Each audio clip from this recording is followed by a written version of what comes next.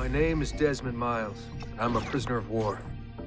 A war I never knew existed, waged by two groups I never thought were real. Templars and Assassins. The Animus showed me the truth.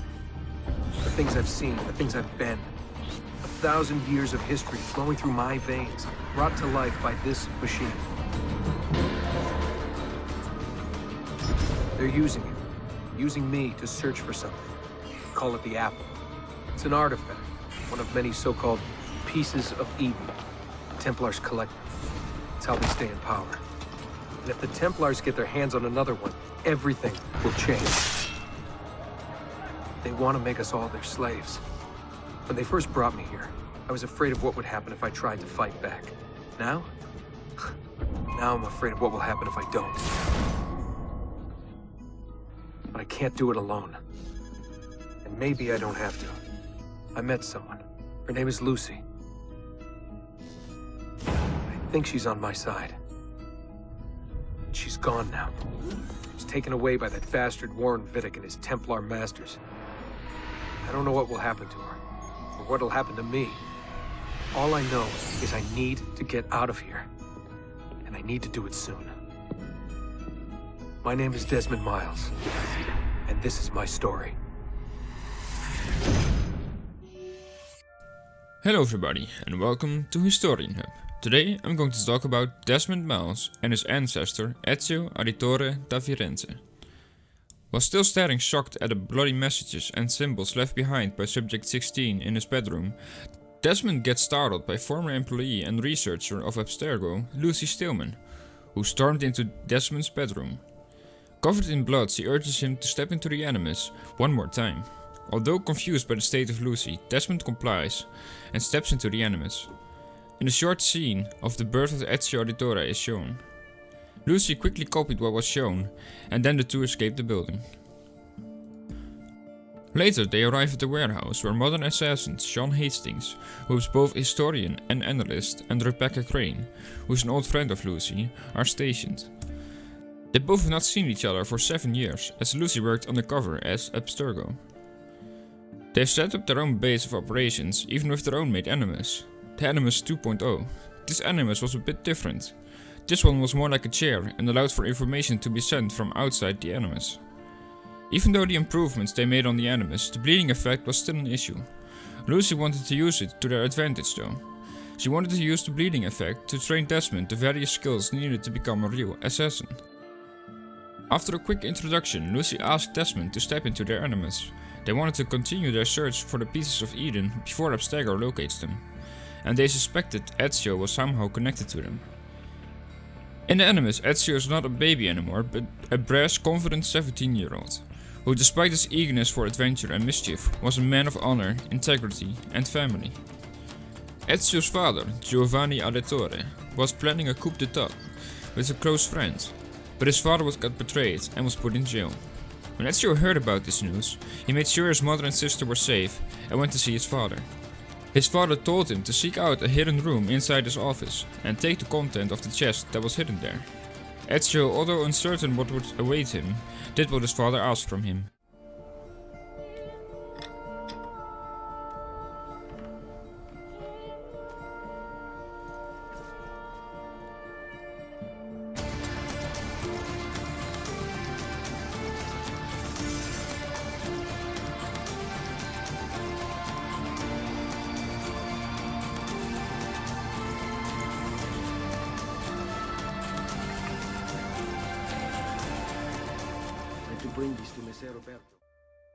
Ezio delivered the documents to Messer Uberto, and the next day he went to the piazza to see the verdict that would be sent out about his father and the two brothers. Sadly, he was unable to save them from the verdict, and they were falsely convicted and hanged. After quickly evacuating their home, Ezio went to the families of the housemaid's sister. There Ezio learned some key survival techniques.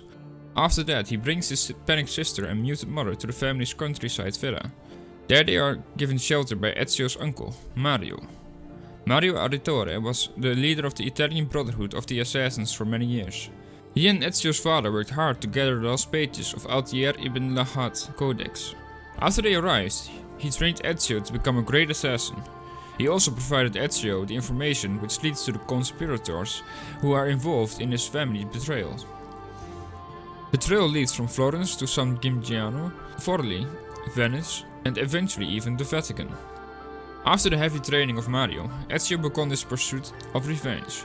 During his travels he came across a very clever man. His name was Leonardo da Vinci. He helped Ezio in decoding the pages of Altiere's codex, and also provided him with new weapons to enhance his assassination skills. Ezio slowly located and assassinated several targets with the help from several citizens who he befriended during his travels. After some targets he was able to identify an important figure. This man was Rodrigo Borgia. Rodrigo was a powerful man whose main goal was to control all of Italy. The lead on Rodrigo led Ezio to Venice. There he discovered that Rodrigo had already obtained a piece of Eden. That piece was called the Apple. That object was created by the Isu to control humankind. This artifact was similar to the one that Altiere possessed almost 300 years prior. Rodrigo has done a lot of research surrounding the pieces of Eden. He believes he is to be the prophet named in the documents of the artifacts. He and the Templars locate a special location which is called the Vault, which is believed to contain powerful information about the pieces of Eden and maybe even more pieces themselves. Ezio and Rodrigo duel. Soon Ezio takes the upper hand, but the guards of Rodrigo begin to appear, which makes it difficult for Ezio to win. Rodrigo begins to get the upper hand now and tries to kill Ezio, but luckily the allies of Ezio appear and the battle goes back into their favor. They manage to defeat Rodrigo and his men. Rodrigo is forced to flee the scene and leave the apple behind. After the fight, the allies of Ezio reveal who they really are. Theodora! What? What are you all doing here? Perhaps the same thing you are, Ezio. Hoping to see the prophet appear. I came here to kill the Spaniard. I couldn't care less about your prophet. He never showed up. No? But you did. What? A prophet's arrival was foretold. And unbeknownst to us, here you are. Perhaps all along, you were the one we sought. Cosa? Who are you? Niccolò di Bernardo de Machiavelli. I am an assassin, trained in the ancient ways to safeguard mankind's evolution. Just like you, and each one of us here. You are all assassins? Paola. Volpe. It's true, Nipote. We have all been guiding you for years, teaching you the skills you would need to join our ranks. I think it's time. We have our prize, but there is much to be done. Come, meet us here at sunset. Ezio then is honored by them in a great way, because he has shown that he has grown as a man, and his qualities to be that required by the order. Ezio has become a true assassin. La shea waka umutlak bel kulun munkin. These are the words spoken by our ancestors that lay at the heart of our creed. Where other men blindly follow the truth, remember. Nothing is true. Where other men are limited by morality or law, remember. Everything is permitted. We work in the dark to serve the light. We are assassins. Nothing is true. Everything is permitted. It is time, Ezio. In this modern age, we are not so literal as our ancestors, but our seal is no less permanent. Are you ready to join us? I am. This only hurts for a while, brother. Like so many things. Benvenuto, Ezio. You are one of us now. Come, we have much to do.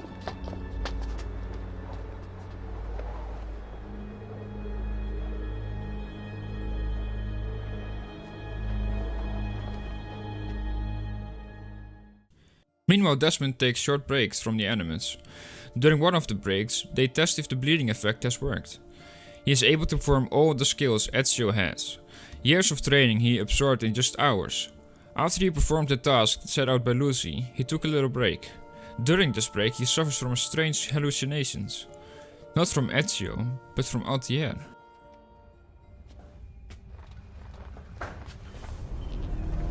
What the hell?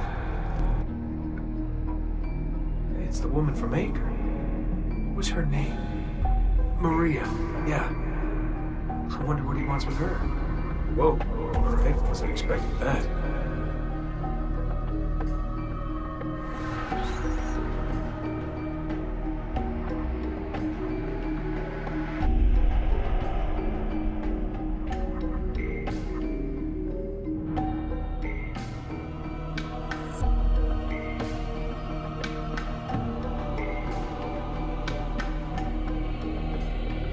Wait a second. Why aren't I following Alta here? I'm stuck here with Maria? Oh shit. That must be it. This is one weird dream. Throughout the memories of Ezio that Desmond relives, he discovers multiple glyphs. These glyphs are spread on various landmarks, and they can only be seen by someone using the Animus. All of these glyphs are the same as Desmond found in his bedroom wall in Abstergo. They discover that the glyphs contain computer codes that are hidden inside the Animus. Subject 16 hacked the Animus and placed these glyphs within the memories himself. They have transferred over because Lucy loaded the information she downloaded at Abstergo before they escaped. Each of the glyphs contain a great number of historical artworks, photographs and messages. These can date from the past till even the present. They also each contain some sort of puzzle, which when solved reveals some sort of video clip. They need to be put in order though. But after they found all of the glyphs and solved the puzzles, a clip was revealed.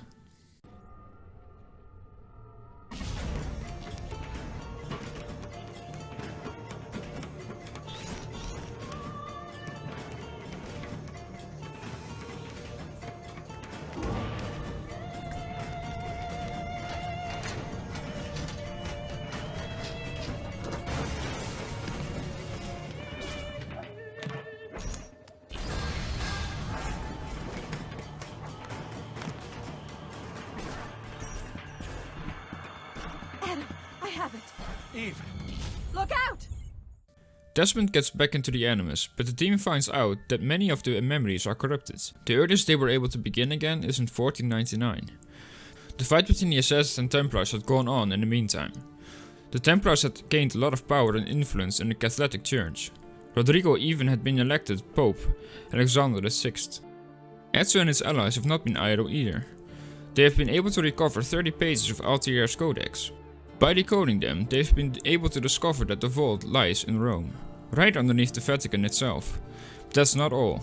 Another piece of Eden has also been discovered, the Papal Staff, but sadly Rodrigo already has that in his power. With the staff he hopes to be able to get access into the vault. In order to stop this from happening, Ezio travels to the Vatican to assassinate Rodrigo. Rodrigo uses the staff against Ezio, but Ezio still had another piece of Eden, the apple. To retaliate against the staff, Ezio uses the apple. A heavy battle ensues, but during the battle Ezio gets stabbed and Rodrigo escapes with both pieces of Eden. Ezio then chases after him. He later catches Rodrigo trying to open the vault, but since he is not the prophet, the vault won't open. The two fight once more, but luckily this time Ezio managed to defeat Rodrigo. However, Ezio does not kill him. He had killed enough in his life, and all this killing will not reverse the fate of his family. Get it over with, then. No. Killing you won't bring my family back. I'm done. Nulla è reale. Tutto è lecito. Requiescat in pace. Ezio then takes the pieces of Eden and opens the vault, for he is the prophet. But what happened then, he did not expect. Greetings, Prophet. It is good you have come. Let us see it, to give thanks.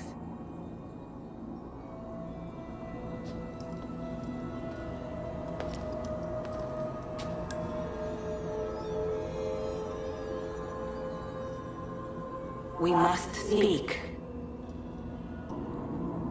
Who are you?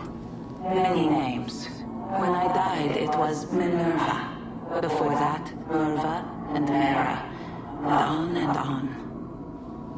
The others, too. Juno, who was before called Uni. Jupiter, who was before called Tinia. You are... gods. No, not gods. We simply came before.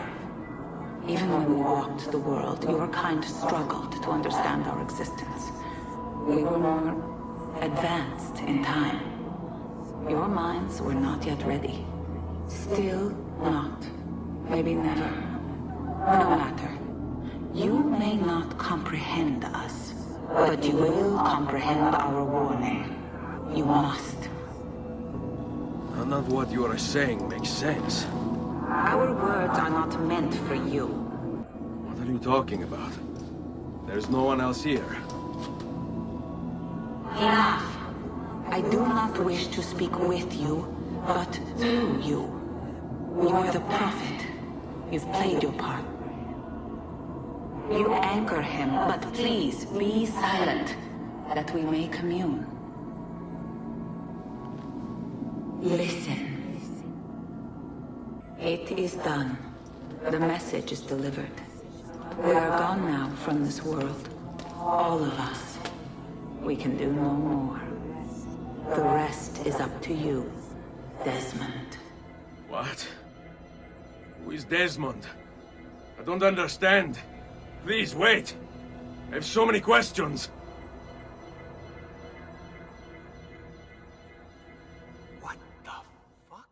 Desmond awakes in the present and finds out that Abstergo has located them and started to attack them. Sean and Rebecca pull him out of the Animus. Lucy gives Desmond a hidden blade and they run downstairs. Desmond, who still has the skills he learned from Ezio through the bleeding effect, takes care of the guards. Warren Vidic, in the meantime, stands in the back of a truck and drives away before they can catch him. The group vacates the hideout and attempts to find a new safe house, where according to Lucy, they should be safe from some time. The storyline of Assassin's Creed 2 is a wide and beautiful storyline. The story arc of that Ezio goes through is one of the most beautiful I've seen in a video game to this day. Thank you all so much for watching this video. Don't forget to like the video and subscribe to our channel. If you have a subject that you want more explaining about, let us know in the comments below. See you next time.